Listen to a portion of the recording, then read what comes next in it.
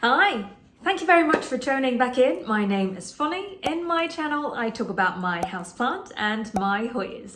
Today, it is another exciting Hoya Bloom series that I would like to show you. This Hoya is a Hoya that I have obtained for over a year time. I also received a comment in one of the videos that I have showcased this Hoya saying that they are a little bit surprised that it has not flowered in my condition yet. So I'm very happy to finally show you the flowering of this Hoya that I have kept for more than a year. It is Hoya Nummularioides. I have this ordered around a year ago. I got it in springtime. I remember last year in around August time, I saw a small bud forming in the very long tendril. However, it took a significantly long time to actually continue grow. Past year, what I have experienced is it's quite easy to put out peduncle. However, after maybe November time, it stopped pushing out new peduncle. So eventually all of the small peduncle that has formed all dropped off and none of them actually managed to flower. So let's take a look at the first part. How long does it take for me to have the first peduncle formed?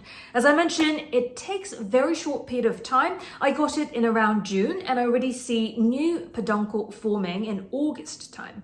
However, it dropped off after a month time because of it being either too dry or the plant is not ready yet. They want to continue growing the foliage.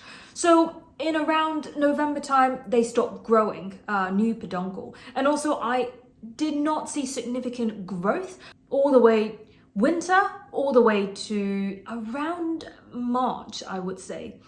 And the next question would be, how long does it take to flower the first time? Well, it took me over a year. Now it is October, November time. I got it at around June. So it took me around 14 months to grow a peduncle that actually form flower successfully. Now let's move on to the Peduncle Formation. I do not have that plant on hand with me because the plant has grown way too large, but I will definitely show you B-roll, very clear close-up.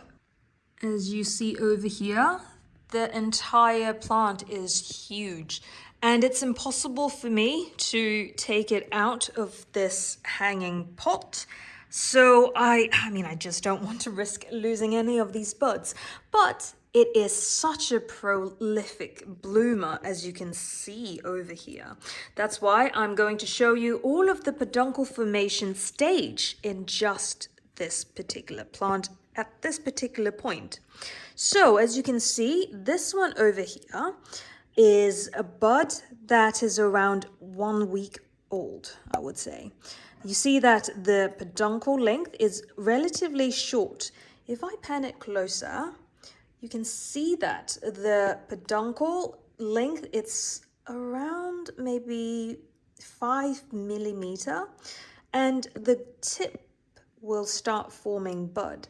And this is the stage that I have only seen before. Until this point, it all dropped off. However, this year I have good luck. It continued pushing not just this peduncle, but the entire plant is filled with peduncle, as you can tell, all over the place. And I can show you, this is an example of a second week growth. This one here, you can see that it significantly grow larger in the bud on the tip. And also if you see on the top, it has grown a little bit longer, but as you can see, the peduncle length is very short. It's just like the width of my finger. And then you can see that the bud is very, very compactly grown. There's probably more than 15 buds in just this single peduncle. And then I would say within the second week, this size will also been grown. And you can also see that the shape of the bud is start showing up. And in the, I would say in the third week, it will be something like this.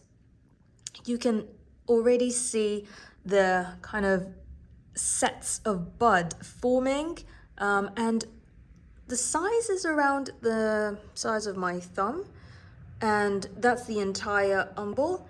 And within the 3rd week, it grows really, really quickly. I would say this one is around 3.5 weeks. You see all of these buds over here, they set around the same time. And this one, as I mentioned, this will be the 3rd week growth. It significantly grow as a star shape of the corolla. And this is also within the 3.5 week, I would say. And I always mention, when is the timing when you think the bud will open soon, is when the pedicel become like spider. It's spreaded out a little bit more.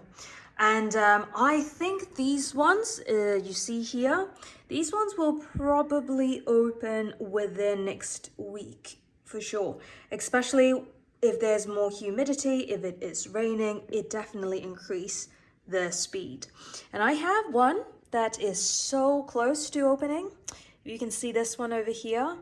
This is what I meant by a spider shape that is spreaded out. It has very small buds, I would say. It's not very large, but the thing is, it's a lot of flower in just one bud. And I mean, just one peduncle. And there's also another one in the same, you see, there's another one in the same node. It's pretty crazy. It's a flowering machine.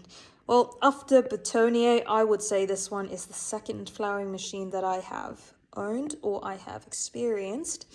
And this one is the 4th week that I have observed. As you can see, this is all open up. And this one, it's around the 3rd day of it opened up. And we can also then move on to the flower shape. You can see that the flower shape is, it's kind of similar to Bella coloration, but the flowers are very small. I would say around maybe 5 millimeter for each of the flower. And you can also see that the flower shape, it's not very pointy, but it has that kind of rounded on the edge. And if you look into the top, it has that kind of ribble, like on the edge of the corolla. And if you look into the coloration is beautiful. It has pink corona, but in the very middle, I believe that's the pollen. It's slightly yellow, and that makes it a very nice transition color from yellow in the center and then pink on the edge, and then you see it kind of diffuse into more transparent pink color. And if we look into the side, you can see it's so beautiful. That transition color makes it like art. It looks like tiny candies. Very, very nice. And we can move on to the another part, the scent, the floral scent. Wow. This is very intense. I know that people say Nummularioides has super strong scent and it smells very, very good. And I tell you what, this is only one flower that opened at the moment, because I have around 30 in this small plant. I believe this will be a huge perfume bomb in my apartment. Now let's move on to the another part, the flowering duration. I am not sure yet, because today is the 3rd day that I saw the flower opened up. But as I can see, the strength of the pedicel and also the kind of stiffness of the peduncle itself, it seems to be a long-lasting flower. I'm going to leave a comment here to tell you how long did it last it for. I hope it is going to last for more than a week, and I also look super forward to see all of these Nummularioides flower opened up. This is 2 weeks later. Most of the flowers has opened up. You can see that the umbel have so many little flowers, and this one strand has more than 6 or 7 umbel just in this one strand. As you can see, it's just massive amount of flower. And also there, here, another strand of Nummularioides flower. This one is opening up. I believe it will be fully opened up by today. And you can see on the top over there, it starts opening. And this also, as you can see, all of the tendrils, or I would say all of the stems, are opening up flowers. And if we take a close, or if we take an overview look from the bottom, you can see that there are just so many buds and opened flower of this. I wouldn't say it's a big plant, just this plant over there. The pot size is maybe 10 centimeters, and then it comes out this massive amount of flower. I think they probably have more than 20 to 30 umbels that has opened.